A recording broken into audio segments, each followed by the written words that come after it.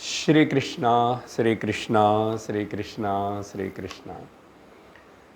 गुरुर्ब्रह्मा गुरुर्विष्णुः गुरुर्देवो महेश्वरः गुरुः साक्षात् परं ब्रह्म तस्मै श्री गुरवे नमः। तस्मै श्री गुरवे नमः। अरुणाचल शिव अरुणाचल शिव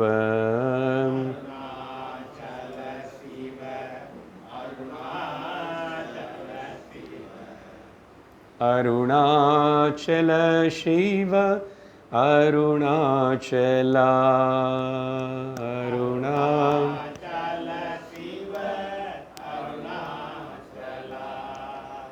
अरुणाचल शिव अरुणाचल शिव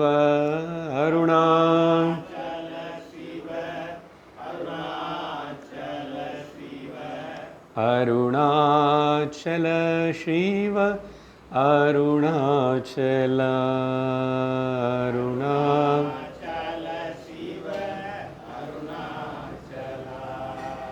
अरुणाचल शिव अरुणाचल।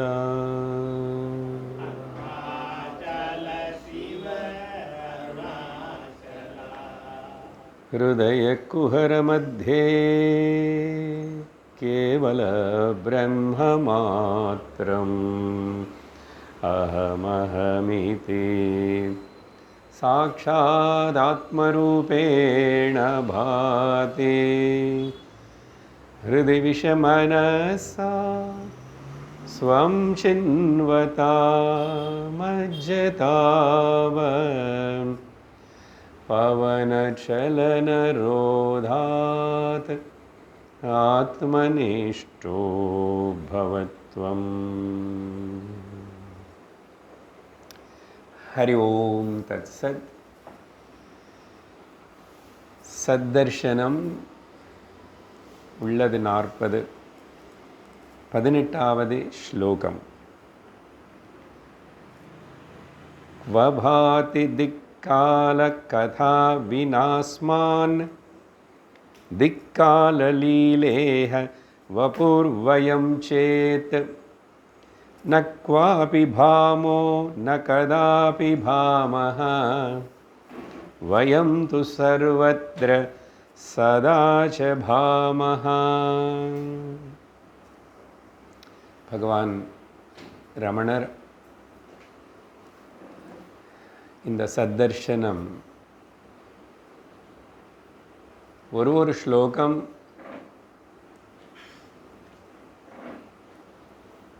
நம்மளுடைய கவனம் எங்க இருக்கணும்,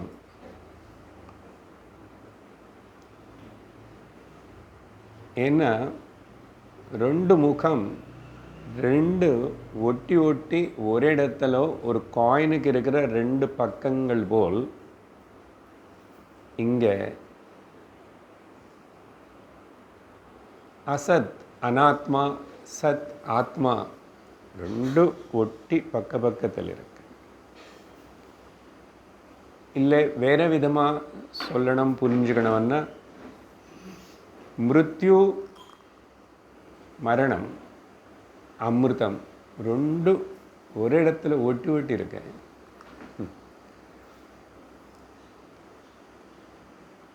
அப்போ கவனம் எங்கே இருக்கணும் అనేది இந்த பக்கம் இருக்கணுமா இந்த பக்கம் இருக்கணுமா அவ்வளோதான்.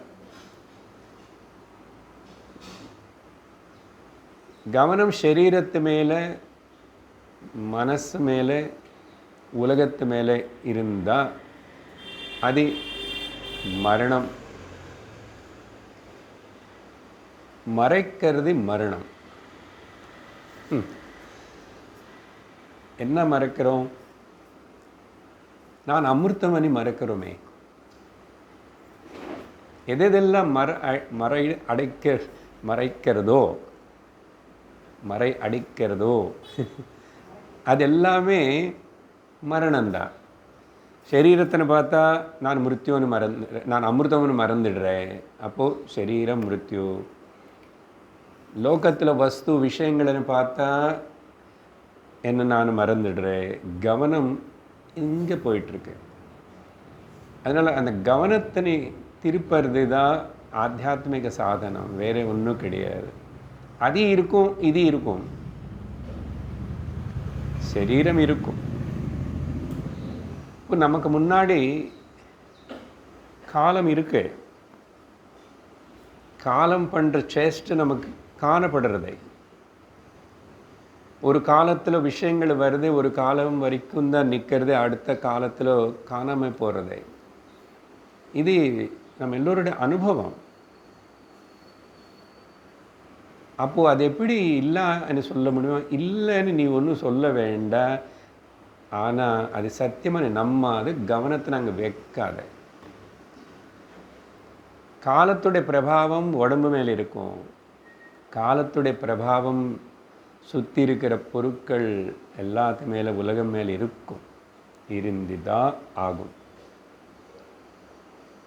அப்போது எது சிலதெல்லாம் பிரகிருதி நியமங்களுக்கு கட்டுப்பட்டு அப்படி நடந்து கொண்டிருக்கிறதோ அது அப்படி நடக்கட்டும். அதை பற்றி நீ அதிமுக்கியம் கொடுக்காத, கவனத்தை அங்கே போடாத. ஒரே ஒரு பாயிண்ட் தான், கவனம் எங்கே இருக்கேன்னு கவனி. யாருக்கு கஷ்டம் கவனி, யாருக்கு சுகம் வேணும் கவனி, யாருக்கு ஆசை வருது கவனி, யார் ராகப்படுறா, துவேஷப்படுறா, மோகப்படுறா கவனி. யார் அது? கவனம்தான் முக்கியம். அதனால் கவனம் இந்த அனாத்ம வஸ்துகள் மீது இருந்தால் அது மரணம். அதனால் மரணம் நடந்து கொண்டே இருக்கிறது. கவனம் அங்கே போக போக மரணம் நடந்து கொண்டே இருக்கிறது. அதனால் என்ன நஷ்டம்னா துக்கம் வந்துகிட்டே இருக்கு. எதுக்கு இந்த டாபிக் நமக்கு? எப்போ கவனம் அனாத்மா அசத்தியத்து மேலே போகிறதோ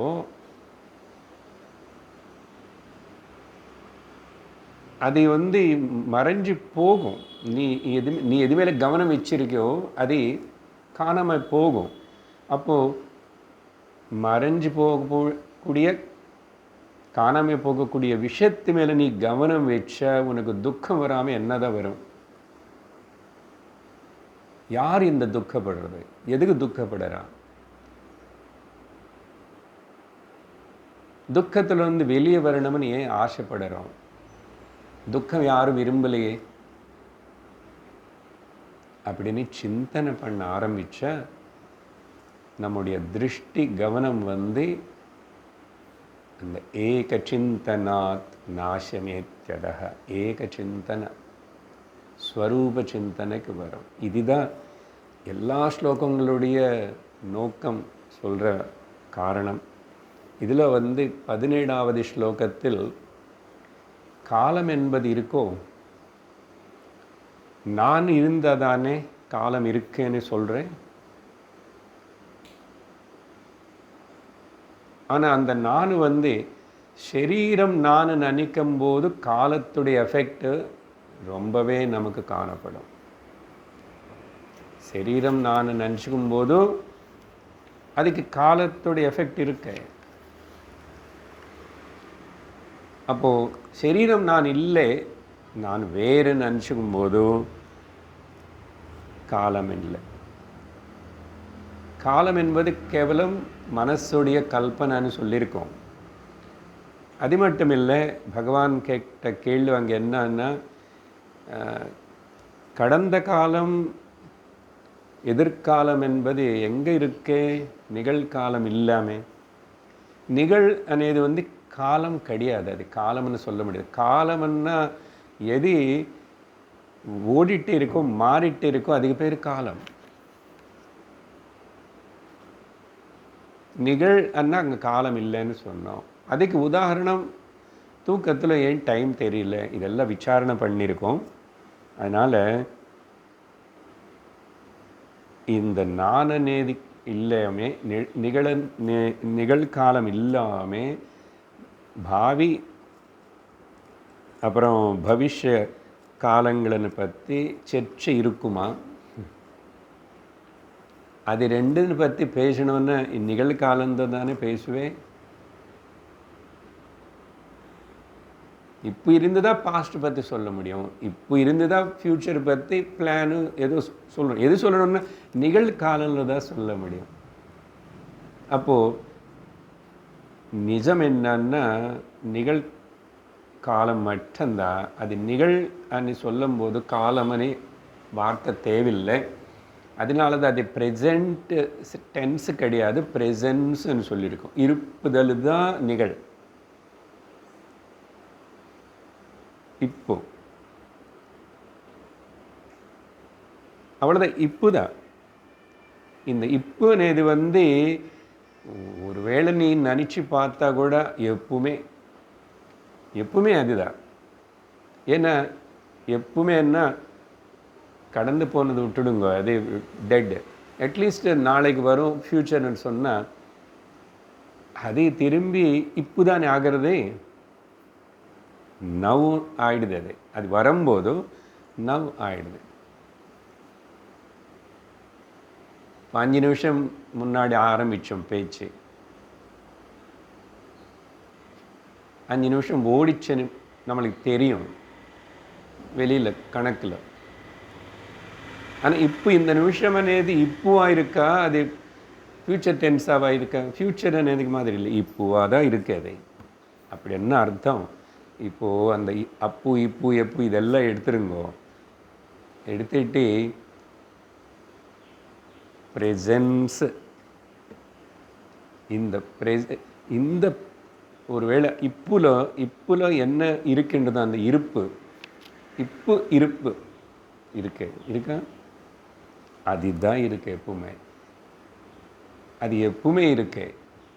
தூங்கும் போது இருக்கு, கனவுலும் இருக்கு, எங்கே போனான்னு இருக்கு. அப்படி இருக்கும்போது காலம் என்பது எங்கே இருக்கு? அதனால் கடைசியில் காலத்தின்னு தள்ளி விட்டுட்டு நம்ம எங்கே வந்துட்டோம்? நம்முடைய இருப்புதல்கிட்ட வந்துட்டோம், எக்ஸிஸ்டன்ஸுக்கிட்ட வந்துட்டோம். 18வது ஸ்லோகம் கூட பார்த்து முடிச்சிருக்கோம். 18ல் என்ன சொல்கிறாருன்னா, காலம் பற்றியும் சொல்லிட்டு தேசம் பற்றி கூட சேர்க்கிறாரு. இடம் ரெண்டுமே சேர்த்து இந்த தேச காலங்கள் అనేది நாம் இல்லாமல் நாம் இல்லை நான் சொல்லாமல் இல்லாமல் தேச காலங்கள் అనేది இருக்கா? திரும்பி கூட தேசம் இடம் ரிஃபர் பண்ணினவன்னு சொன்னால் உடம்பு நான் நினச்சாதான் ரிஃபர் பண்ண முடியும். விவகாரத்தில் இருக்கும். நான் இப்போ சூரியனை பார்த்துட்டு இந்த பக்கம் திரும்பி நின்றுட்டா அது ஈஸ்டர்ன் நான் ஒரு பேர் கொடுத்துருக்கேன். அதே சூரியன் சாயங்காலம் பார்க்கும்போது அவர்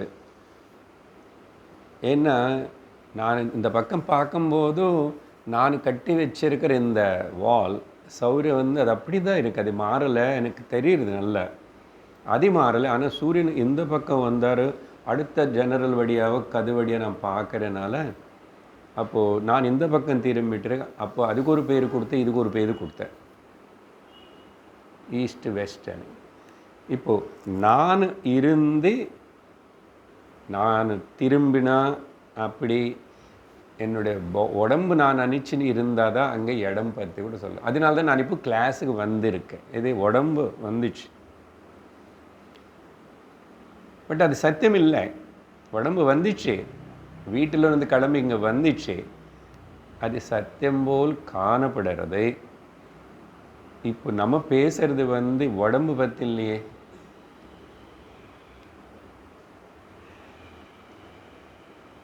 வீட்டில் இருக்கும்போதும் நீ இருக்க, இங்கே இருக்கும்போது இப்போ நீ இருக்க, எங்கே போனாலும் நீ இருக்க.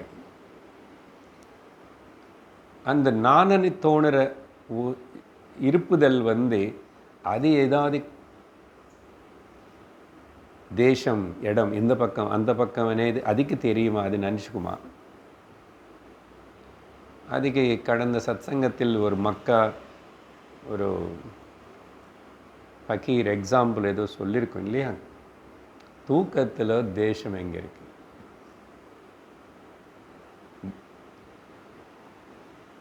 காலம் வந்தாவே தேசம் வரும், தேசம் வந்தாவே காலம் வரும், தேச காலங்கள் வந்தாவே வஸ்து வரும். The space, object and the time, all that work or exist together always. ஆனால் இந்த பேராமீட்டர்ஸ் கனவுலோ கம்ப்ளீட்டாக டிஃப்ரெண்ட்டாக இருக்கு.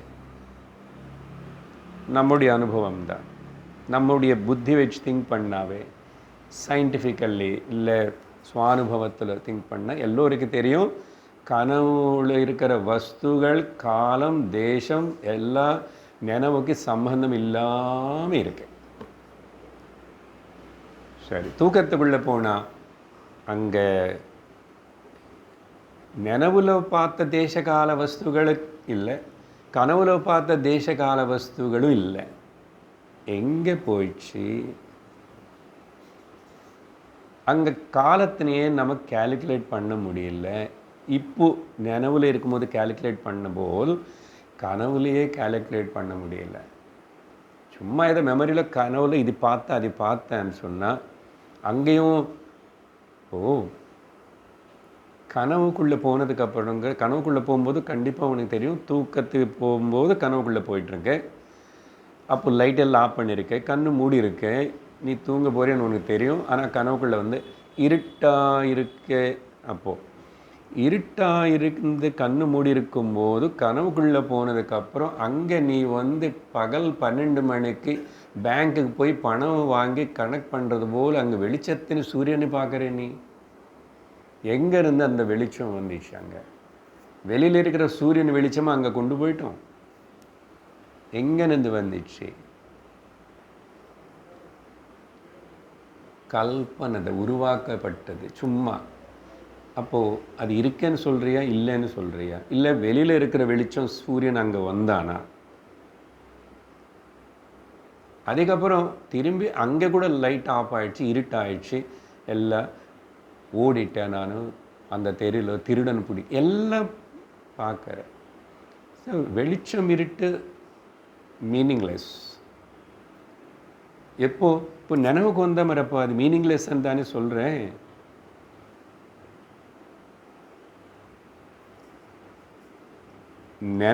கனவு திருஷ்டியில் பார்த்தா நினைவுடைய இந்த கால வஸ்து அது இங்கே சம்பந்தம் இல்லாதனால இது மீனிங்லெஸ், அது அங்கே மீனிங்லெஸ். ரெண்டுமே அர்த்தம் இல்லை. அர்த்தம் இல்லைன்னா அதுக்கு உண்மை சத்தியத்துவம் இல்லை. இப்போது அடுத்தது அங்கே விட்டுட்டா பத்தாது. தூங்கினதுக்கப்புறம் எனக்கு தேச கால வஸ்துகளை சம்பந்தம் இல்லாமல் இருக்கு. ஒரு 6 மணி நேரம் 7 மணி நேரம் திரும்பி கணக்கு சொல்லணும். தூங்கி எழுந்திரிச்சா இல்லை நாகிட்டு அந்த வாட்ச் பார்த்தா அந்த வாட்ச் அங்கே தான் இருக்கேன். அதனால் இப்போது 6 மணி நேரம்னா சாதாரண சமயமாக என்ன, பெரிய டைம் தான். 8 மணி நேரம் நல்லா தூங்கி சில பேர். இப்போ 8 மணி நேரம் தேசகால வஸ்துகள் இல்லாதனால இப்போ அதிசத்தியமாக இந்த நடுவில் கொஞ்ச நேரம் மியூச்சுவலாக கேன்சல் ஆகிற கனவு தேசகால வஸ்துகள், நினைவு தேசகால வஸ்துகள் எது சத்தியம்? கண்டிப்பாக தெரியும். நினைவு கனவு ரெண்டுத்தில் காணப்படுற தேச கால வஸ்துகள் சத்தியம் இல்லைன்னு புத்தியில் அறியணும். ஆனால் விவகாரத்தில் டைம் பார்த்து தான் இப்போ கிளாஸுக்கு வந்தீங்க. டைம் பார்த்து தான் நான் கிளாஸ் முடிச்சுடுவேன். எல்லாம் பண்ணுறோம். ஆனால் பண்ணிட்டு இருக்கிறதுனால அது சத்தியமனை எதுக்கு சொல்லணும், எதுக்கு ஏற்றுக்கணும், எந்த பேசிஸ், எந்த ஆதாரத்தினால ஏற்றுக்கிறேன். எந்த லாஜிக்கு ஆதாரம் கிடையாது. வெளியில் லாஜிக்கு யாரோ சொன்னாங்க அதெல்லாம் வேண்டாம்.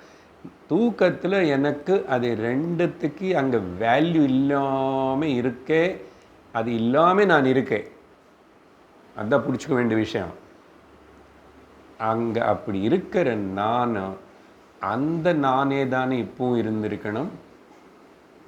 ஏன் கனவுலும் நான் இருக்கேன், நினைவுலும் நான் இருக்கேன். பட் அங்கே வந்து தேச கால வஸ்துகள் பிரபாவம் நிறைய இருந்தது, என்னென்னமோ ஆயிடுச்சு. ஆனால் தூக்கம் போனப்போ ஒன்றுமே இல்லை.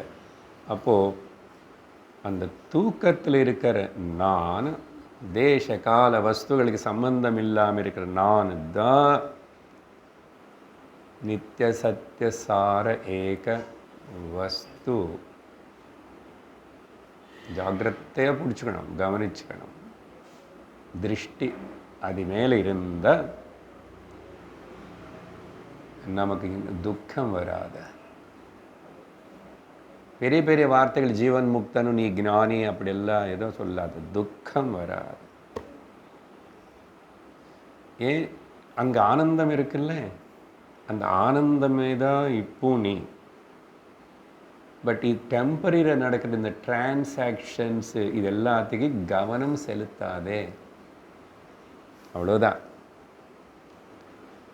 இப்போ இந்த நிமிஷம் எப்படி என்ன ஆனாலும் என்ன நடந்து கொண்டிருக்கிறதோ துக்கப்படாமல் இருக்கணும்னு சொன்னால் கவனம் இங்கே இங்கே இங்கே இருப்புதல் மேலே இருந்துகிட்டே இருந்தால் எதுக்கும் நம்ம கலங்க மாட்டோம், கவலைப்பட மாட்டோம். அதுதானே வேணும். வேறு என்ன வேணும்? வேறு என்னதான் வேணும்? அப்புறம் கடவுள் அங்கே இங்கே அதெல்லாம் எடுத்து பக்கத்தில் வைங்க. நமக்கு வேண்டியது, நம்ம விரும்புறது வந்து நானும் துக்கம் இல்லாமல் இருக்கணும். அதுக்கு ஒரே ஒரு மருந்து, இது கவனத்தினை இப்படி மாற்றி திருப்பறது தான். அது சத்சங்கத்தில் நம்ம இப்படி கேட்கும்போது நம்ம கவனம் அதில் போய் விழுது. அதனால் இந்த சத்சங்கத்து மூலமாக கேட்ட இந்த விஷயங்கள் எல்லோரும் இந்த மருந்தை எப்படி நம்ம உபயோகப்படுத்திக்கணும்னு இன்னும் எக்ஸ்ப்ளோர் பண்ணுறோம், அவ்வளோதான். அதனால் உபயோகப்படுத்தணும். சும்மா கேட்டு வச்சா பிரயோஜனம் படாது. அதனால தான் எனக்கு முக்கியம், துக்கம் வந்துட்டு இருந்தால் கூட சுற்றி தேசகால வஸ்துகளினால துக்கம் வரும், சுகமும் வரும். பட் அந்த சுக துக்க டிரான்சிட்டரி வந்து போகிற அந்த அது வந்து எனக்கு நம்பிக்கை இல்லை. அது எதுவுமே நான் அது மேலே டிபெண்ட் ஆக முடியல, நம்ப முடியல. அப்போது எது நம்பணும், எது மேலே டிபெண்ட் ஆகணும்னு தெரிஞ்சுக்கிட்ட நம்ம விவேகிகள், நம்ம முமுட்சுவர்கள். அதனால் இங்கே 18வது ஸ்லோகத்தில் நான் இல்லாமல் எங்கே தான் இந்த தேச காலம் இதெல்லாம் இருக்கும். சரீரத்தின்னு நீ வச்சு தான் அந்த ரெண்டு பேச முடியும். அதனால் அந்த தேசகால வஸ்துகள் இருந்தான் இல்லைன்னாலும் கனவாகட்டும் நினைவாகட்டும் நம்ம வந்து ஏதோ ஒரு சமயத்தில் பிரகாசிக்கிற, ஒரு இடத்துல பிரகாசிக்கிறவங்க இல்லை. ந குவாபி பாமக ந கதாபி பாமக. அப்போ என்ன, வயம் தூ நம்ம எல்லோரும் சர்வத்திர சர்வதாச்ச பாமக. இது மகா வாக்கியம். நம்ம எப்பவுமே எங்கேயுமே, எப்பவும் எங்கேயுமேனது எனக்கு ரிஃபரன்ஸே கிடையாது, வார்த்தைக்கு தான். ஏன்னா நான் அதை பிடிச்சிக்கிட்டு தான், அது வச்சுக்கிட்டு தான் என்னுடைய லைஃப் எல்லாம் இந்த கால தேசங்கள் மேலே. அது எப்பவுமே இல்லையே, இப்போதானே நிரூபணம் பண்ணிட்டோம். தேசகால வஸ்துகள் எப்பவுமே இல்லையே. 3 அனுபவங்களுக்குள்ள ஒரு அனுபவத்தில் இருக்கிறது இன்னொரு அனுபவத்தில் இல்லை. அதுதான் அந்த அனாலிசிஸ். கனவுல இருக்கிறது நினைவுல இல்லை, நினைவுல இருக்கிறது கனவுல இல்லை, கனவு நினைவு ரெண்டுமே இல்லாமல் கூட நான் இருக்கேன்.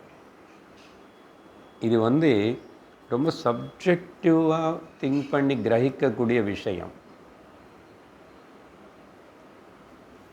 இதுக்கு ஹிருதயம் நிஷ்கலமாக இருக்கணும். கஷ்மலம்னு சொல்லுவாங்க.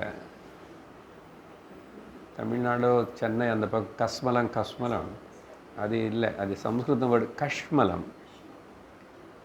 கஷ்மலம் என்ன பாருங்கள், இப்போது இப்படிப்பட்ட முக்கியமான இந்த விஷயத்தின் விசாரணை பண்ணும்போது தூக்கம் வந்துட்டுருக்கு. நம்மளால் சரீரத்தில் நேராக வச்சுட்டு கொஞ்ச நேரம் அப்படி கவனிக்கிறதுக்கு முடிய மாட்டேங்குது. ஏன்னா அதுக்கு தகுந்த போல் நம்முடைய காலையிலேருந்து நம்ம செஞ்ச வேலைகள், நம்ம இன்வால்வான விஷயங்கள், நம்ம சாப்பிட்ட சாப்பாட்டு, நேத்தி விஷயம், நேத்தி ராத்திரி படுத்துக்கின அந்த டைம் எல்லாமே சேர்ந்து இங்கே எஃபெக்ட் பண்ணுறது. பட் நிஸ்ஸாயிரல் ஆகிடும், ஹெல்ப்லெஸ்லி நித்ரா தூக்கம் வருது. அதனால் நம்மளா தியானம்னு சொல்லி உட்கார்ந்தாலும் தூக்கம் வரும், அப்போதான் எழுந்திரிச்சு உட்கார்ந்தாலும் தூக்கம் வரும். அதனால் என்ன பண்ணுறது, பெஸ்ட்டு ஏதோ பஜனை போடு, ஏதோ பாட்டை போடு, டிவி ஆன் பண்ணு, இல்லைன்னு உட்காந்துட்டு ஏதாவது பண்ணிட்டே இரு. ஓம் நம ஏதோ ஒன்று பண்ணிட்டே இரு சிந்தனைக்கு. அதனால் சிந்தனை, ஆத்ம சிந்தனை, தத்துவ சிந்தனை கண்ணு மூடிதான் பண்ணணும்னு கிடையாது. பெரும்பாலும் கண்ணு மூடாமல் பண்ணாதான் நல்லது. இப்போ கண்ணு மூடி இங்கே பார்த்துட்டு கேளுன்னு சொன்னால் கூட ஸ்பான்டேனியஸ் மெடிடேஷன் தூக்கத்தில் போகிறோம் இல்லையா?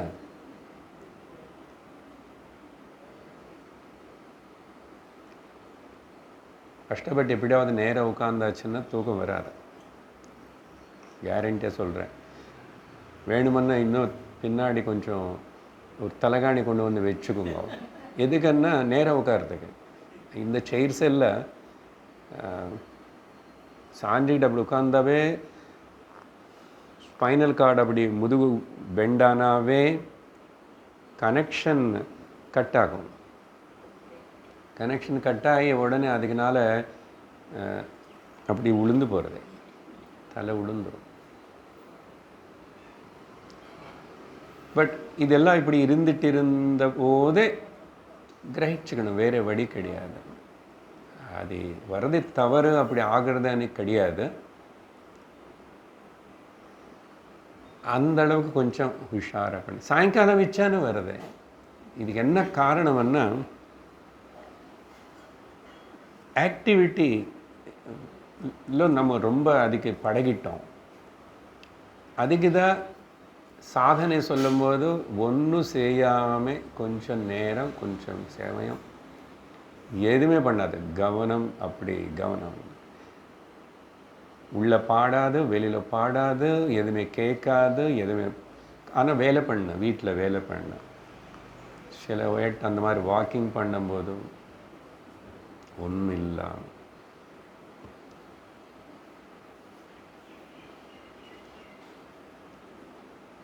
நடந்துட்டு ஆக்டிவாக இருந்து ஃபிசிக்கல்லி மௌனமாக இருக்கணும் உள்ள. அது நல்லா பழகினதுக்கப்புறம் உட்கார்ந்து எவ்வளவு மணி நேரமானாவது மௌனமாக அப்படி இருக்க முடியும். விஷயம் கிரகிக்கிறதுக்கு தான் மௌனம். எதுக்குன்னு தூக்கம் வரும், தூக்கம் வேணும், அதெல்லாம் ஓகே. பட் கிரகிக்கிறோமா, கிரகிக்க வேண்டிய விதமாக கிரகிக்கிறோமா? வயம் து சர்வத்திர சதாச்ச பாமஹ. இது மகா வாக்கியம் நம்ம எடுத்துக்கணும். நான் தேசகால வஸ்துகளுக்கு சம்பந்தம் இல்லாமல் எப்பவுமே எங்கேயும் நான் பிரகாசிச்சுட்டு இருக்கு. இது நம்ம ஏற்றுக்கிட்ட, இது புரிஞ்சுக்கிட்ட, இது ஞாபகம் வச்சுட்டே இருந்த துக்கம் అనేది கொஞ்சம் கொஞ்சம் கொஞ்சம் கொஞ்சம் தள்ளலாம். அதுக்கப்புறம் கம்ப்ளீட் தள்ளுபடி கொடுப்போம். 100க்கு 200% தள்ளுபடி கொடுப்போம். அந்த அளவுக்கு நம்ம தயார் பண்ணிக்கணும். சரியா? அப்போது கண்டிப்பாக பிரயத்னம் வேணும் அதுக்கு. அடுத்தது 19வது ஸ்லோகம். தேகாத்மபாவேக்ன ஜடௌ சமானௌ ஏகஸ்ய தேஹே ஹ்ருதி தீப்த ஆத்மா ஆக்ரம்ய தேகம் ச ஜகச்ச பூர்ணः பரஸ்ய மேயம் தனுமாத்ரமாத்மா. அடுத்ததாக என்ன சொல்றாருன்னா, சரி இது புரிஞ்சுக்கணவனும் தெரிஞ்சுக்கணவனும் ஞானி கேட்டான். நிறைய நாள் கேட்டால் சாதனை பண்ணால் அபியாசம் பண்ணால் புரிஞ்சுக்கிட்டான் தெரிஞ்சுக்கணும். இது தெரியாமல் சாதாரணமாக இருக்கிறவனும் நம்ம வீட்டிலே நம்ம பக்கத்தில் இது எல்லாம் யாருமே கேட்கல. வேதாந்தம் கேட்கல, யாரும் கேட்கல. என்னோட பொண்டாட்டி கேட்கல, என்னோடய ஹஸ்பண்ட் கேட்கல. இருக்கலாம். இல்லை நிறைய பேருக்கு நடுவில் அந்த ஞானம் அடைஞ்ச அவன் ஞானம் இல்லாத சாதாரணமாக இருக்கிறவன் 2 பேர் என்னன்னா ஞானி அஜ்ஞானி திருஷ்டி திருக்கோணத்தில் பார்த்தா சரீரம் சமம். சரீரம் சமம். அதனால ஞானி ஜீவன் முக்தா இப்படியெல்லாம் சொல்கிறீங்க. அங்கங்கே பகவத்கீதையில் அங்கெங்களோட அடையாளங்கள் அப்படி இப்படியெல்லாம் சொன்னீங்க. இதெல்லாம் மனசுக்கு சம்மந்தப்பட்டு தான் நிறையா இருக்கும். ஆனால் அர்ஜுனன் கேட்டால் ஞானி எப்படி உட்காருவான், எப்படி நடப்பான், எப்படி சாப்பிடுவான், எப்படி பேசுவான், அந்த போல் கேட்டான். ஆனால் அந்த கேள்விகள் உட்கார்றத பற்றி, நிற்கிறத பற்றி, நடக்கிறத பற்றி, சாப்பிட்றத பற்றி இல்லை. அதெல்லாம் இண்டிகேட் தட் அவனுடைய மனோமண்டலத்தில் அவன் எப்படிப்பட்ட பாவங்களும் நிரம்பி இருக்கிறான். அதுக்கு தகுந்த போல் கொஞ்சம் வெளியில் தெரியும், கொஞ்சம் தெரியும். இப்போ விஷயம் என்னென்ன, இங்கே இப்போ 2 சமம் தேகம் பார்த்தா இங்கே நமக்கு தெரிஞ்சுக்க வேண்டிய முக்கியமான பாயிண்ட்டு, ஞானி அண்ணா அவர் இப்படி இருக்கணும் అనేది ஒரு கல்பனை இருக்க. பார்த்தீங்களா, நமக்கு நிறைய இருக்குது. அதின்னு எரேஸ் பண்ணணும். எந்த ஒரு எல்லை போட்டு இப்படி இருக்கணும் அப்படி இருக்கணும். ஏன்னா கதைகளை சொன்னதோ அங்கே பார்த்து இங்கே பார்த்து சரியாக புரிஞ்சுக்காமே ஞானின்னா அவர் சாப்பிடக்கூடாது, அவர் பேசக்கூடாது, ரொம்ப நேரம் மௌனமாக உட்கார்ந்தாருன்னா அவர் உண்மையான ஞானி. பகவான்கிட்ட கேட்டார் இப்படி ஒருத்தர் சொன்னான் ஒரு வாட்டி வேறு விதமாக. அவர் ரொம்ப முன்னாடியே அங்கே மலை மேல் இருக்கும்போதும் அதுக்கு முன்னாடி கூட இன்னும் யாருக்கு ரொம்ப தெரியாதப்போ பார்த்தவர். ரொம்ப வருஷம் கழிச்சு திரும்பி பார்த்தா கீழே ஆசிரமும் சுற்றி நிறைய பேர் வருது. அவர் அப்படியே எல்லாருக்கும் முன்னாடி உட்கார்றது இதெல்லாம். அப்புறம் அவர் எழுந்திரிச்சு நடுவில் போவார், சாப்பாட்டு ரூமுக்கு டைனிங் ஹாலுக்கு போவார், மலை மேலே போவார். இப்படி எல்லாம் பார்த்துட்டு சொன்னேன் இல்லையே, பகவானே நீங்கள் என்ன இப்போ கட்டி போயிட்டீங்க, மலை மேலே இருக்கும்போது நல்லா இருக்குங்க, இப்போ கட்டி போயிட்டீங்க. ஆமாம், அவை கட்டி போயிட்டேன். நான் கட்டி போச்சு. நான் கட்டி போகணுமே, நான் கட்டி போகணும். அகங்கார பாவம் நான் అనేది இல்லாமல் நாசனமாகணும். அவர் அந்த திருஷ்டியில் சொன்னார். கேட்டவனுக்கு என்ன புரிஞ்சதோ தெரியல. இன்னொருத்தர் அதுக்கப்புறம் கேட்குறான், அப்படி கூட பகவான் பெரும்பாலும் உடனே விவகாரம் பண்ணுறதில்லை. சுற்றி அப்படியே வேறு இருந்தானோ ரொம்ப நேரம் கேட்டால் கூட பேசினா பேசும், பேசலன்னா பேசாது. திருஷ்டி எப்பவுமே நிச்சலமாக அப்படி இருக்கும். ரொம்ப சேஷ்டைகள் எல்லாம் இருக்காது. சரீரம் மட்டும் கொஞ்சம் பண்ணும். ரொம்ப சூடாக இருக்கும். திருவண்ணாமலையில் கையில் விசிறி வச்சுருப்பார் உட்கார இடத்துல. அந்த காலத்தில் ஃபேன் எல்லாம் இருந்திருக்காது. இது தவிர அப்போ அதை பார்த்து கொஞ்சம் பேருக்கெல்லாம் நிறைய பேருக்கு அந்த அட்ராக்ஷனும் அதெல்லாம் என்னென்னா, அவர் முதல்ல நிறைய மணி கணக்கு நாள் எத்தனை நாளில் அங்கே உட்காருவார், எத்தனை மணி நேரம் நம்ம அப்படி உட்கார்ந்து நம்ம தூக்கி போகிறோம். அவர் கண்ணு கூட மூடாமல் இருக்கலாம், கண்ணு திறக்கலாம். என்ன சமாதி அது? அது சமாதியா, ஜட சமாதியா, பைச்சமா, பித்து பிடிச்ச? உனக்கு எப்படி தெரியும்? உனக்கு என்ன தெரியும்னு? அப்போது நம்ம இமேஜின் பண்ணுறோம். அந்த இமேஜினேஷன் வேண்டாம். ஞானிக்கு வலிக்காது. ஞானி எவ்வளோ நேரமாவது தூங்காமல் இருப்பார். ஏதாவது ஞானி சாப்பிடாமல் இருப்பார். நம்ம யோகி பற்றி பேசலை, ஞாபகம் வச்சுக்கணும். யோகிகள் இதெல்லாம் டெமான்ஸ்ட்ரேஷனுக்காக அப்படி பண்ணார் இப்போ பண்ணாருன்னு சொல்லி பேப்பர் டிவி சுற்றி மக்கள் கைத்தட்டுறது அந்த கதை கிடையாது. அதெல்லாம் ரோடு தெருவில் நடத்துகிற ஜப்பிடி வித்யை போல் அந்த விளையாட்டு. அது ஞானி அப்படின்னு நினைக்காதே. சரீரம் வகையில் ஞானிக்கு வலிக்கும், ஞானிக்கு பசிக்கும், ஞானிக்கு தூக்கம் வரும், அவர் சாப்பிடணும், எல்லாம் சமம்.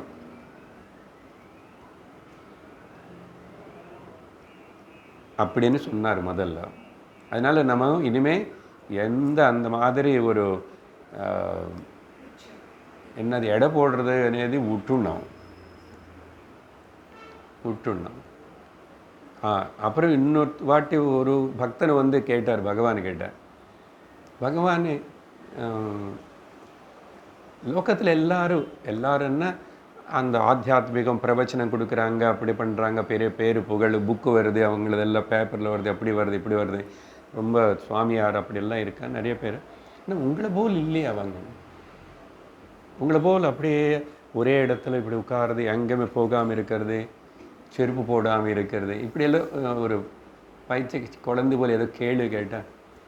அம்மா ஓய், ஞானி என்ன பேசக்கூடாது, மௌனம் உட்காருவான்னு யார் சொன்னா உனக்கு? யார் சொன்னா? உட்காரலாம், உட்காரலன்னு உட்காரல. ஞானி யுத்தமே பண்ணலாம். அதனால சமையல் ரூமில் இருந்து சமையல் பண்ணுறதுனாலையோ, இட்லி மாவு உட்கார்ந்து அரைக்கிறதுனாலையோ, இப்போ இந்த மாதிரி ரொம்ப அவங்களுக்கு என்னென்ன வெளியில் அப்படி தெரியணும்.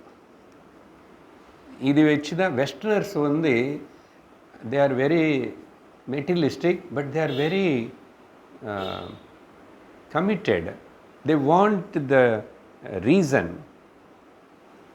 அப்படி போல் ரமண மகரிஷிக்கு அந்த கேன்சர் கைக்கு கட்டெல்லாம் போட்டு அப்படியெல்லாம் இருக்கிற அந்த ட்ரீட்மெண்ட்டு நடக்கிற அந்த சமயத்தில் அவருக்கு வலிச்சுதா இல்லையா?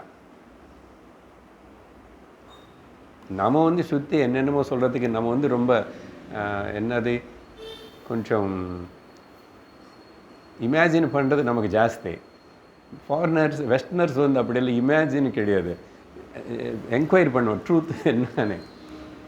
நம்ம அப்படி இப்படி கொஞ்சம் கதை பேசுவோம். நிறைய பேர் அப்படி அவருக்கு அதனால் உங்களை போதில் கேட்டார், பகவானுக்கு நல்லா தான் வலிச்சுது. அம்மா அப்படி எல்லாம் கூட சொன்னால் அது எல்லாமே இருக்கேன்.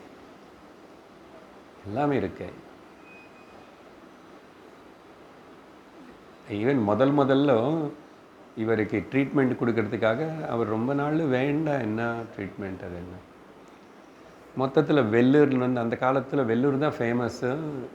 நிறைய இடத்துக்கு உங்களுக்கு தெரியும். ஈவன் சென்னைக்கு மேலே வெள்ளூரில் பெரிய ஜிப்மர் அந்த ஹாஸ்பிட்டல் என்ன இருக்கு. ஸோ அங்கேருந்து ஒரு டாக்டர்னு கூட்டிகிட்டு வந்தாங்க. அவர் எல்லாம் சாதாரணமாக வந்தார். அவருக்கு இவர் ஞானி மகாத்மா இதெல்லாம் எதுவுமே இல்லை. யாரோ கூட்டிகிட்டு வந்தாங்க. அவர் பார்த்தா ஒரு சாதாரண ஒரு வயசான தாத்தா உட்காந்துருக்கார். அந்த போல் நான் சொல்லிட்டு வந்ததுக்கப்புறம்தான் கொஞ்சம் எல்லாம் அவருக்கு என்ன இவ்வளோ ப்ரிஃபரன்ஸ் இப்படியெல்லாம் இருக்குது, இதெல்லாம் ஞானி மகாத்மா ஏதாவது சொன்னால் கூட என்ன ஸ்பெஷல் இருக்கும் இப்படியெல்லாம் நான் சொல்லிட்டு ஏதாவது என்கொயரி வாண்ட்ஸ் டு டெஸ்ட் மாதிரி மனசில் பாவனை வந்தார்கிட்ட செக் பண்ணுறதுக்கு. அதெல்லாம் பகவான் அப்படியே ஒரு பார்த்துச்சு அவருடைய கண்ணுக்குள்ளே. அவர் ஃப்ளாட், ஒன்றும் பேசலை. அவர் ஒன்றும் பேசலை. அடுத்த நாள் வரும்போது அவங்க வீட்டில் குடும்பம் மனைவின் எல்லாரும் கூட்டிகிட்டு வந்தார். ஒன்றும் செய்ய வேண்டியதில்லை. அந்த ஒரு கருணையோட இந்த ஆத்மானே அதையும் சைத்தன்யம் தான் சொல்லிட்டு அவர் அப்படி ஒரு பார்த்தார் பாருங்க.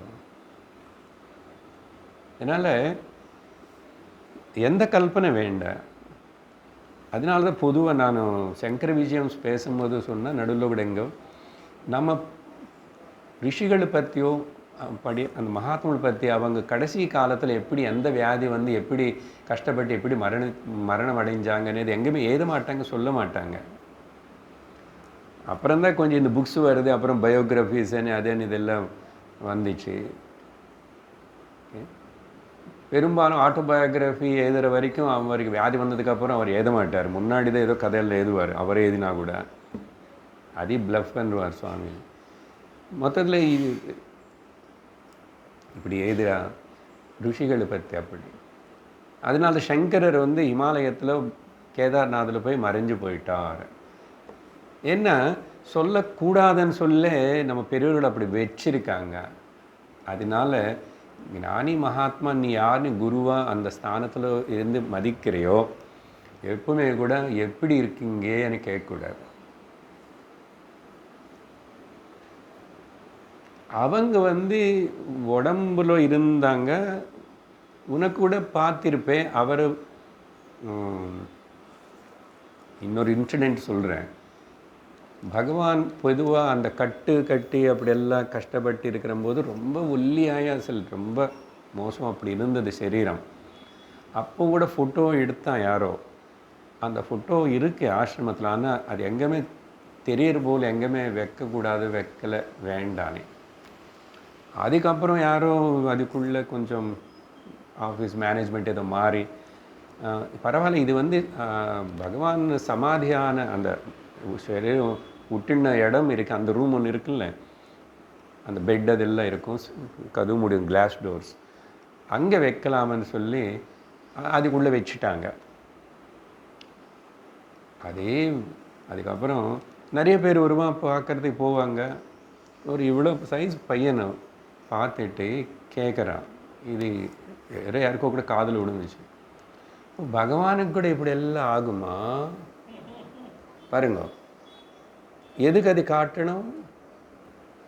மறக்கிறதுக்குன்னு இல்லை, அதுதான் பரம்பரை. அதனால் எந்த ருஷி பத்தாவது சொல்லுங்கோ, அவர் கடைசியில் இப்படி எங்கேயுமே எந்த உபனிஷத்தை நீங்கள் எவ்வளோ ஆழமாக போய் படித்தா கூட அவங்க பண்ண சாபம் வரும், இதெல்லாம் கிடைக்கும், அவருக்கு இத்தனை பத்தினி இருக்காங்க, இத்தனை கல்யாணம், எதோ சொல்லலாம் கதை.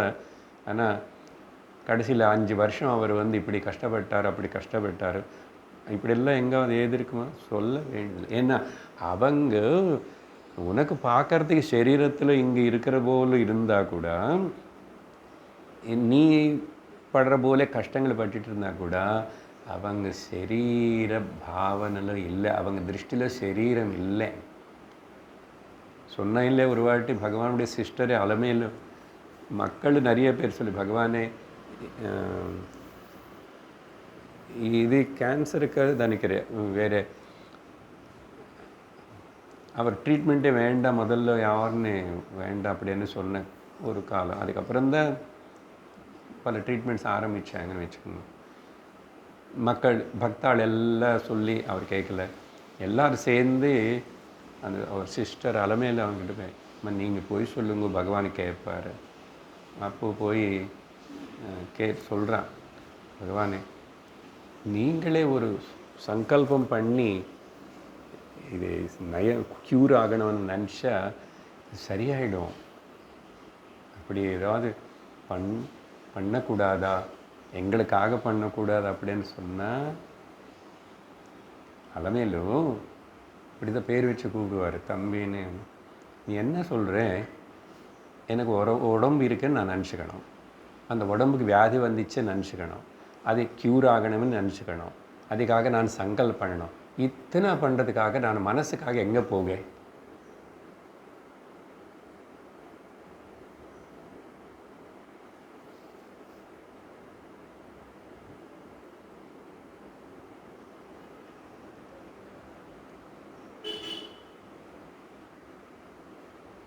எனக்கு ஞானி திருஷ்டியில் உடம்பே இல்லை. இப்படி அவர் சொன்ன இந்த வார்த்தைகள் ஏதோ சொல்லி நான் உங்களுக்கு புரிய வைக்கணும்னு அது அந்த எபிசோடெல்லாம் சொல்கிறோம். அப்படி அவர் சொன்னாரா? சில பேர் சொல்லாமல் இருக்கலாம், சில பேர் ஒன்றும் பேசாமல் இருக்கலாம். வேறு சொல்லட்டுமா, ராமகிருஷ்ணர் ஏன்னா முக்கியமாக தெரிஞ்சு கொஞ்சம் அவருக்கு கேன்சர் வந்துச்சு, இவருக்கு கேன்சர் வந்துச்சு. அவருக்கு த்ரோட் கேன்சர்.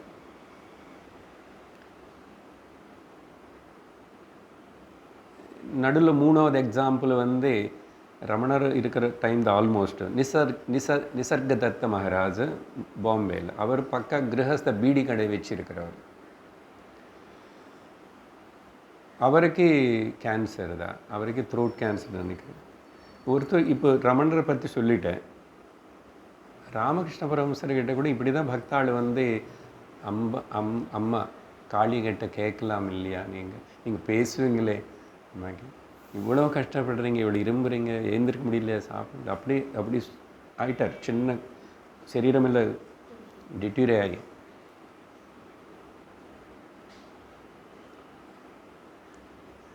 அவர்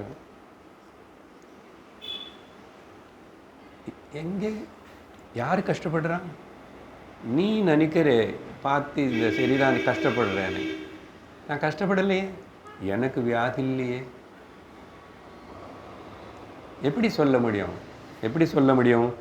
ஏகஸ்ய தேஹே ஹிருதி தீப்த ஆத்மா. Now I'm connecting to the second line.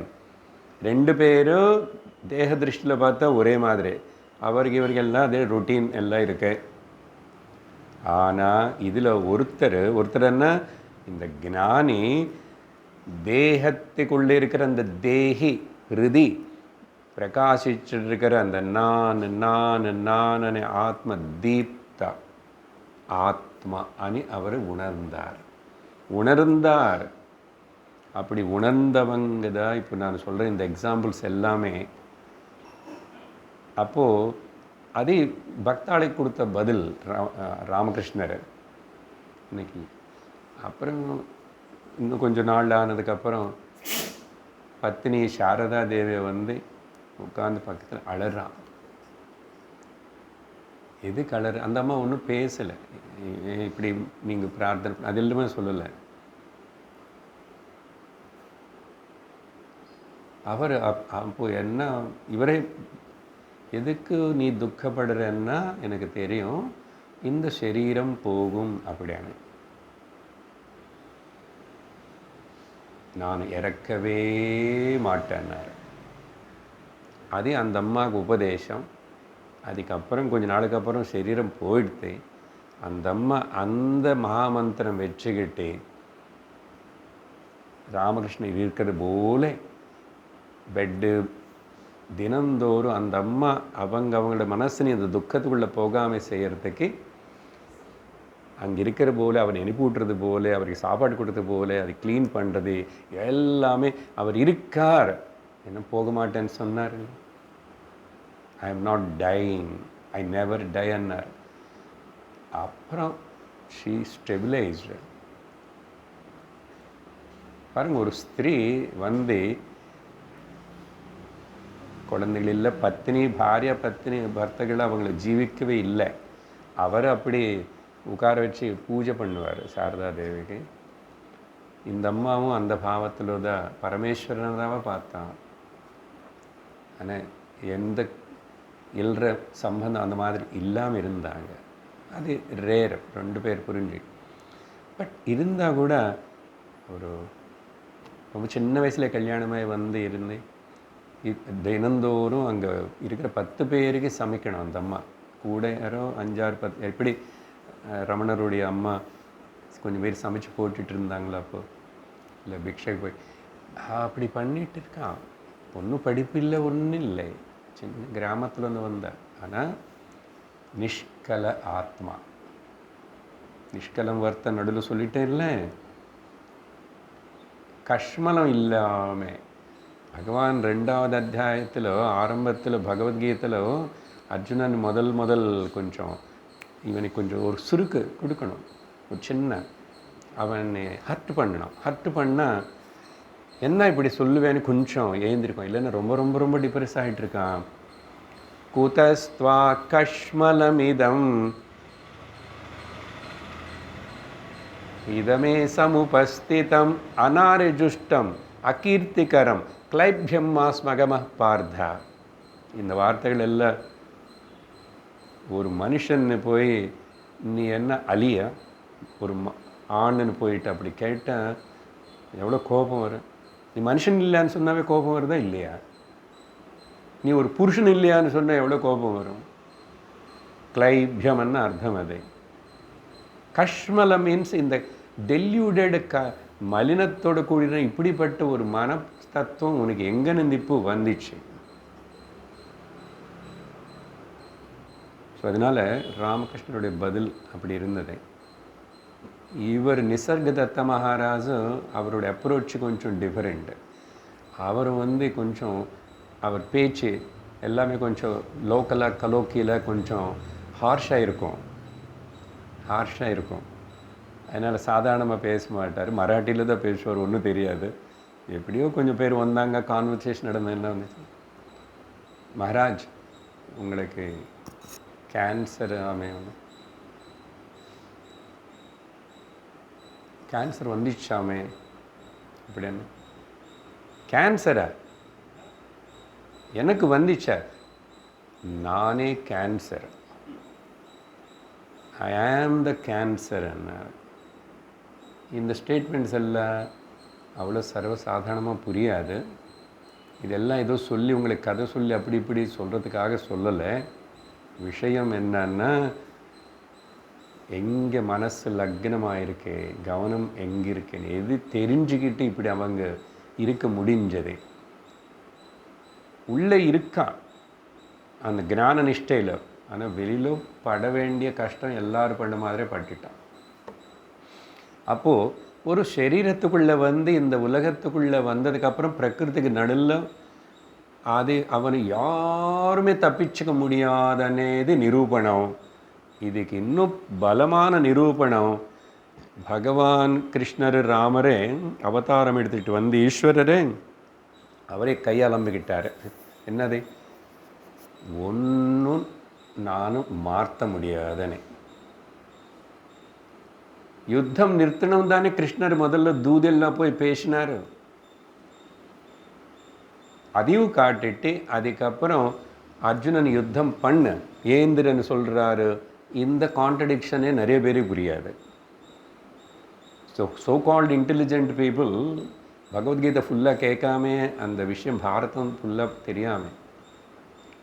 ஏன்னு சொன்னால் ஒரு பக்கம் ஹி ட்ரைடு ஷோடு, பட் கடைசியில் அவர் ஒன்றும் பண்ண முடியல. நடக்க வேண்டியது நடந்துச்சு. இது ஏற்றுக்கணும். அப்போ ஸ்ட்ரகிள் பண்ணுவோமா? நடக்க வேண்டியது நடக்கும்னு சொன்னால் என்ன சார் இப்போ ரொம்ப நெஞ்சு வலிக்குதுன்னா டாக்டர் போ,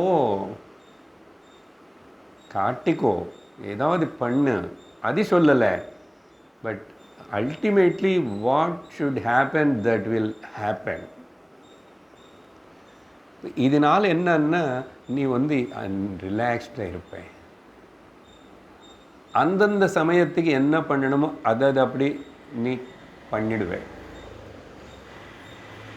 ரொம்ப பிளான் போட்டு அது போட்டு இது போட்டு அதே பற்றி நினச்சிக்கிட்டு யோசிச்சுக்கிட்டு கவலைப்பட மாட்டேன். அதனால தான் அதையும் பார்க்குறோம். பகவான் ஈஸ்வரனாக நான் அவதாரம் எடுத்து வந்தால் கூட அதனால தான் நம்ம படுற கஷ்டத்துக்கு மேலே 10 மடங்கள் நிறைய கஷ்டப்பட்டு சாதாரணமாகவே லோகத்தில் இருந்தது போல் இருந்து, ஆனால் உள்ள ஞானத்தோ வச்சுக்கிட்டே அந்த ட்ராமா அந்த லீலை கதை முடிச்சிட்டாரு. இல்லைன்னு எதுக்கு அவ்வளோ கஷ்டப்படணும்? ஒன்று கஷ்டப்பட்டாங்களே இல்லையா சொல்லுங்க. இப்போ உலகத்தில் அப்படி கஷ்டப்பட்ட மனுஷன் யாருமே நீ இப்போ காட்டவே முடியாது. இல்லை அந்த காலத்தில் வேறு எந்த ராஜா பற்றி காட்ட முடியாது. சரி, ஞானி பற்றி பேசிகிட்டு இருக்கிறோம். இங்கே லோக்கலில் ரமணர், ராமகிருஷ்ணா இவங்களும் பேசிட்டோம். பகவான் கிருஷ்ணர் நீ அவர் பகவானை நினச்சிட்ட, அவர் ஞானஸ்வரூபட ஆயிருக்கணும், சர்வஜனன் ஆயிருக்கணும். அவர் என்ன எப்பாவது சமாதி நிலையில் உட்கார்ந்துருக்காருன்னேது யாராவது பார்த்தாங்களா? ஒரே ஒரு சந்தர்ப்பம் இப்போ சொன்னோம். அந்த பீஷ்மர் பார்க்கறதுக்கு போகிறதுக்கு முன்னாடி அவர் உட்கார்ந்தார் அப்படி. பட் நம்ம நினைக்கிற போல அவர் சமாதியில் இருக்கார், அபியாசம் అనేది கிடையாது. பிறந்த ராத்திரி அன்னைக்கு ஓட ஆரம்பிச்சிட்டாரு, கடைசி வரைக்கும் ஓடிட்டே இருக்கார். இப்போ அவர் ஞானியா இல்லையா? அதனால் அதெல்லாம் பார்க்காது, வச்சுக்காத. ராமணர் லக்ஷ்மணனுக்கு உபதேசம் பண்ணும்போது ராமகீதை கேட்டோம் நம்ம. அங்கே என்ன எப்படி இருந்துச்சு? ஞானியாக இருந்ததா உபதேசம் பண்ணார். ஞானி இல்லைன்னா அந்த மாதிரி உபதேசம் எப்படி பண்ணுவார்? ஆனால் சாதாரண வாழ்க்கையில் பார்த்தா அழுன்னு சீத்தைக்காகன்னு அழுறாரு, ஆக்ட் பண்ணுறாரு. இப்போ யார் உண்மை? இவரா இது உண்மையா அது உண்மையானது உனக்கு கொஞ்சம் கிரே மேட்டர் இருக்கணும் புரிஞ்சுக்கிறதுக்கு. ஸோ இந்த ஸ்லோகம் நமக்கு என்ன சொல்கிறதுன்னா, வெளியில் பார்க்காதே, நீ கூட இந்த கம்பேரிசன் வெளியில் பார்க்குறது இது எல்லாத்தையும் எந்த அளவுக்கு இந்த தேகங்கள், இந்த வேற்றுமைகள், டிஃபரன்சஸ் பார்க்குறதோ. நேற்றுக்கு வேறு இடத்துல தெலுங்கில் எங்கே பேசும்போது ஐ திங்க் நேற்று இங்கிலீஷ் ஷார்ட்டு கூட அந்த டைட்டில் கொடுத்தேன். Seeing the differences in reality is a disease. சத்தியத்தில் ரியாலிட்டியில் டிஃபரன்சஸ்ன்னு பார்க்குறது சரீரத்தில் இருக்குது. என்ன சார் அவங்க ஆணுதான் இவங்க பெண்ணு தானே, அதே சொல்லு. பட் என்ன, இது ஃபேன் தான், அது லைட்டு தான், ஆனால் கரண்ட்டு அது சொல்கிறோம். ஸோ சத்தியத்தில் வேற்றுமைகள் பார்க்குறதுன இது வந்து ஒரு வியாதி. அது அப்புறம் பெருசாய் அதனால் அந்த வியாதி போயிடுச்சுன்னா மிச்சம் வியாதிகள் எல்லாம் உனக்கு பெருசாக தெரியவே தெரியாது.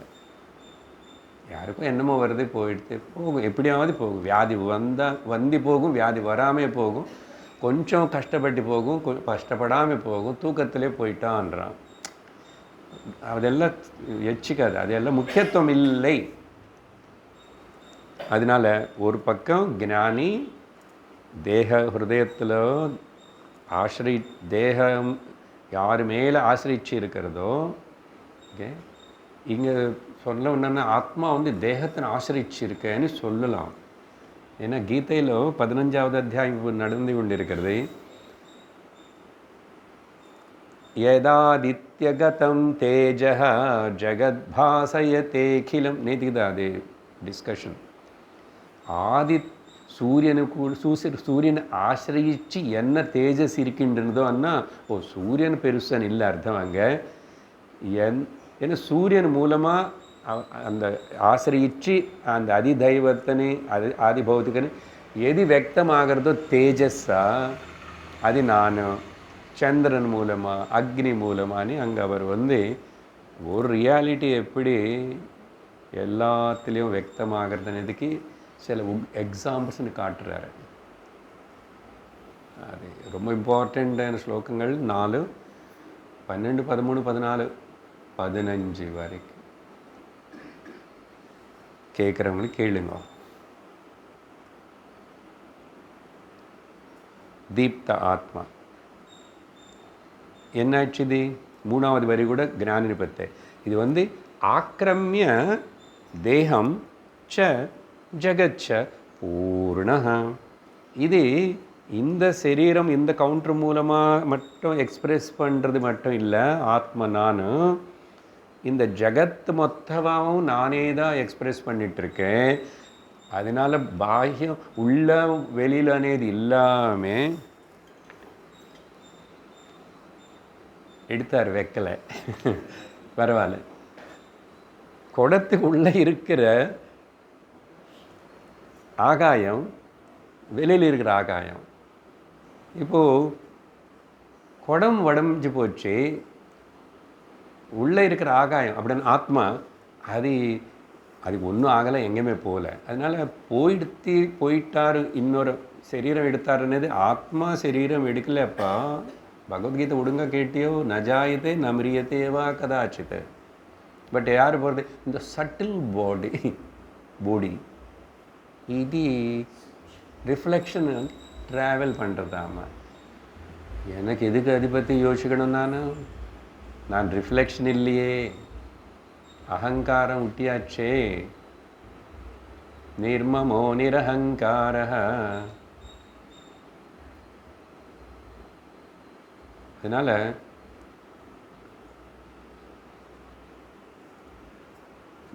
உள்ள வெளியிலன்னு பேதம் இல்லாமல் சர்வத்திர நான் தான் இருக்கேன். அது இந்த சரீரத்திலும் வியக்தமாகிறதுனால இப்போ ஞானியோடைய சிந்தனை எங்கே இருக்கு? லாஸ்ட் லைனும். ஆனால் இந்த அக்ஞானி இருக்கார் பாருங்க, சத் சங்கத்துக்கு வரல, சத்தர்ஷனம் கேட்கல, வந்தானு ஒடுங்க கேட்கல, நடு கனவு தூக்கம் வருது. பரஸ்ய அடுத்தவனுக்கு தனு மாத்திரம் ஆத்மா, இந்த சரீரம்தான் ஆத்மா, நான். எனக்கு பாருங்கள் எவ்வளோ கஷ்டம் எனக்கு அப்படின்னு சொல்லிட்டு identification with the body alone, இதுதான் சர்வம். அதனால் இது ஜாக்கிரதை பார்த்துக்கணும், இதுக்கு இப்படி செய்யணும் அப்படி செய்யணும். அதுக்கப்புறம் இது சுற்றி இருக்கிறது எல்லாமே நிறைய சேர்த்து சேர்த்து சேர்த்து வச்சுக்கணும். அது பண்ணணும் இது பண்ணணும், ஓடணும். அப்புறம் எல்லோரும் என்ன சொல்கிற மாதிரி இருக்கணும், நானும் செய்ய என்ன கையில் இருக்கணும், இப்படின்னு சொல்லிட்டு அகங்காரம் மமக்காரம் அகங்கார விமூடாத்மா. இவனும் என்ன இவனுடைய மெஷர்மெண்ட்டாமா மேயம் சரீரன் மொத்தமே எடை போட்டு, மேயம்னா எடை போடுறதுன்னு அர்த்தம். மானம் அதில் வந்தது பிரமாணம், அதில் வந்தது மெஷர்மெண்ட்டு. தாபமானம் காலமானம், the measurement of the time and measurement of the temperature. மானம் மேயம். இது முன்னாடி ஒரு வாட்டி சொன்னானே, ஆடு மாடு மேயறதுக்கு போயிடுச்சு. அர்த்தம் என்னன்னா, ஆமாம் அது இஷ்டத்துக்கு அப்படி அப்படி அப்படி போயிட்டே இருக்கும், சாப்பிட்டுட்டே இருக்கும், மேயும். இங்கே அந்த மேயம் இங்கே அர்த்தம் என்னன்னா, இந்திரியங்களை அது சாப்பிட்றதுக்கு அது ஃபீல்டுக்கு போகிறது.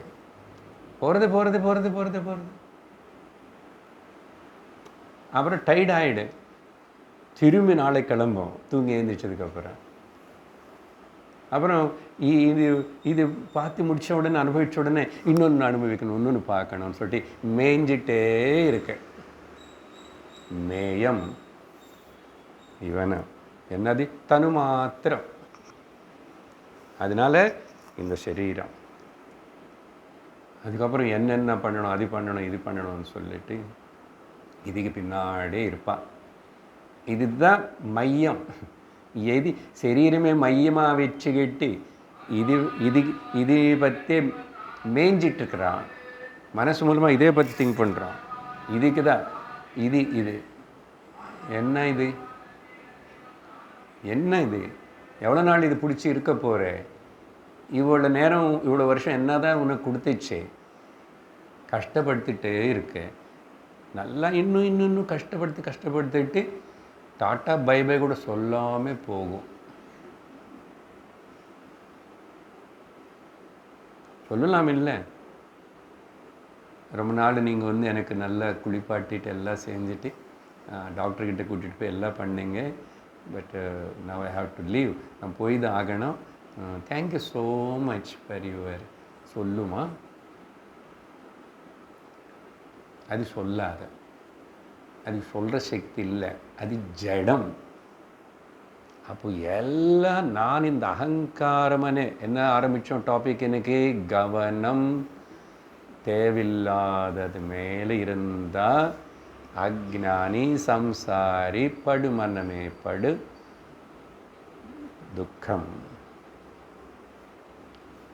இதுதான் உன்னுடைய லாட்டர், இதுக்கு தான் பிறந்தியா.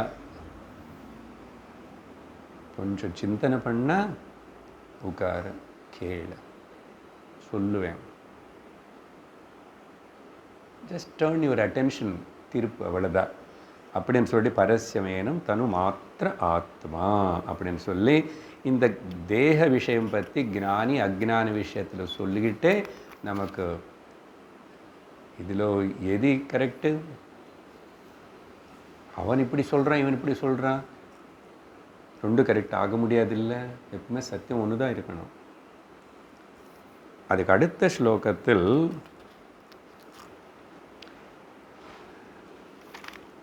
ஜஸ்ட் படிக்கிறேன், பார்க்கலாம்.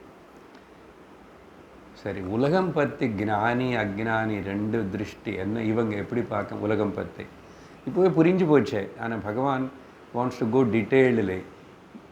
அவங்க சரீரம் பற்றி பார்த்தா ரெண்டு ஒன்றா இருந்தால் கூட புத்திலோ அறிவிலோ டிஃப்ரென்ஸ் இருக்குது. சரி, உலகம் பற்றி ரெண்டு பேர். அக்னஸ்ய விக்னஸ்ய ச விஸ்வமஸ்தி பூர்வஸ்ய திருஷ்யம் ஜெகதேவ சத்யம் பரஸ்ய திருஷ்யாஸ்ரம பூதமேகம் சத்யம் பிரபூர்ணம் பிரவிபாத்திய ரூபம். ஆல்மோஸ்ட் அதே கருத்து, சிம்பிள் மீனிங் சொல்கிறேன். அக்ஞானிக்கு ஞானிக்கு விஸ்வம் ரெண்டு பேருக்கு இருக்கு. சப்போஸ் எனக்கு நான் ஆத்மானு புரிஞ்சது, நான் பிரம்மன்னு புரிஞ்சது, அதுக்கப்புறம் விஸ்வமே காணாத என்ன, உலகமே தெரியல, அப்படி நேராக போயிட்டு இது மோதுக்கிறேன் என்ன காணும். எங்கள் வீடு எந்த பக்கம் இருக்குது எனக்கு தெரியல சார், என்ன அது ரிலைஸ் ஆகிட்டா. இப்போது ரிலீஸ் ஆனதுக்கப்புறம் வீடு தெரியல, கதவு எங்கே இருக்கு, அப்படி ஆகுமா? ஒன்றும் ஆகாது. ரெண்டு பேருக்கு உலகம் இருக்கேன். அக்னஸ்ய விக்னஸ்ய ச விஸ்வம் அஸ்தி இருக்கு உலகம் உடம்பு போல. ஆனால் இந்த அக்ஞானி பூர்வஸ்யன்னா இந்த அக்ஞானி முதல்ல சொன்னவனும் திருஷ்யம் ஜெகதேவ சத்தியம், கண்ணில் தெரியும், ஓகே, கண்டதே காட்சி கொண்டதே கோலம், அது சொல்லக்கூடாது இங்கே, அந்த பாடல் சொல்லக்கூடாது. அப்படி சொன்னாலும் பரவாயில்ல, பக்தி பரமா. கண்ணில் தெரியும் காட்சியெல்லாம் கமல கண்ணா உன் தோற்றம், அப்படி சொன்னா பரவாயில்ல. பார்க்கறதெல்லாம் உன்னுடைய வடிவம். யாரோ பகவான் மனசில் வச்சுக்கோங்க. என்ன பார்க்குறோம், நம்ம எது கூட இன்ட்ராக்ட் பண்ணுறோம், பகவான். உலகம் இல்லை, உலகத்துக்கு பேர் இப்போ மாற்றணும், பகவான். இப்படி மனசில் வச்சுக்கிட்டு பழக ஆரம்பிங்க. வேறு என்ன சாதனை வேணும்? சாந்தி அப்படியே வரும். உலகத்தின்னு பார்க்கல நான். It's a big wrong understanding. பார்க்குறோம். இன்னும் அடுத்த கிளாஸ் இதை பற்றி நான் விவரிக்கிறேன். ஓகே, எப்படி நம்ம கடவுளை பார்த்துட்டே இருந்து மறுபடியும் கடவுள்னு நான் எங்கே பார்ப்பேன் எப்படி பார்ப்பேன்னு சொல்லி எவ்வளோ பெரிய தவறு அது. எவ்வளோ நாளைக்கு அப்படி அந்த தவறு பண்ணிட்டு திரும்பி பேசிக் எரர். எங்கே போகணும், எதுக்கு கஷ்டப்படணும்? 24/7 எனக்கு விஸ்வரூப தர்சனம் என்ன அர்த்தம்? அதே சினிமா எடுக்கிறதுக்கு 3D 70mm 3D பிக்சரை அர்ஜுனன் காட்டிட்டாருன்னு சும்மா கதை இல்லை. நான் 11th சாப்டர் பேசும்போது எவ்ரி பாயிண்ட் எவ்ரி ஸ்லோகா வேதாந்தத்தை கொண்டு வந்து இப்போ எனக்கு என்ன அப்ளிகபிள் ஆகும், அது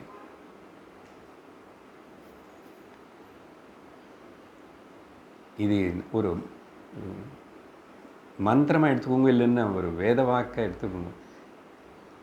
எனக்கு அனுபவப்படுறது எல்லாமே பகவான் தான். உலகம்னு பேர் எடுத்துடணும். ஸோ இது அக்ஞானிக்கு ஜகத்து சத்தியம் என்றான். ஜகத்து சத்தியம்னு சொல்லணும்னு அது பகவான்னு சொல்லிட்டா ஓரளவுக்கு தப்பிச்சுக்கிறேன். ஆனால் ஜகத்தை ஏமாத்துறதுனே உனக்கு தெரியுறது சத்தியம் இல்லை. சத்தியம்னா திரிகால அபாதிதமாக இருந்திருக்கணும். இல்லை, அது எப்படி சத்தியமாகும்? காணப்படுறதே ஸோ வாட், சத்தியம் இல்லை. அதனால் காணப்படுறதெல்லாம் சத்தியம் கிடையாது. ஆத்மா பகவான் காணப்படலேன்னு சொல்லி உங்கள் புத்தியிலோ வச்சுக்கிட்டு அதனால் தேடுறதோ இல்லைன்னு சொல்ல முடியாது. அப்புறம் ஆனால் ஞானிக்கு திருஷ்ய ஆசிரிய பூதம் ஏகம். இந்த நான் இப்போ சொன்ன கருத்து தான். இந்த பார்க்கப்படுறதுன்னு அனுபவப்படுற சர்வம் இந்த ஜகத்து எதினி ஆசிரியிச்சு ஒரு பூதம் ஏகபூதம்னா ஒரே வஸ்து ஏதோ இருக்கு. அதுக்கு பகவானன் பேர் கொடுத்தான். இப்போ நான் ஏகம் வஸ்து அது சத்யம் பிரபூர்ணம் பிரவிபாதி ரூபம் பிரவிபாதி அரூபம். இதெல்லாம் ஒரு வார்த்தை ரொம்ப இம்பார்ட்டண்ட்டு. அடுத்த சத்சங்கத்தில் நம்ம விசாரணை பண்ணுறோம். இங்கே நந்தி. ஓம் பூர்ணமத பூர்ணமிதம் பூர்ணாத் பூர்ணமுதச்யதே பூர்ணஸ்ய பூர்ணமாதாய பூர்ணமேவாவசிஷ்யதே. ஓம் சாந்தி சாந்தி சாந்தி. ஹரி ஓம் ஸ்ரீ குருभ्यो நமः. ஹரி ஓம். ஹரி ஓம் தத்சத்.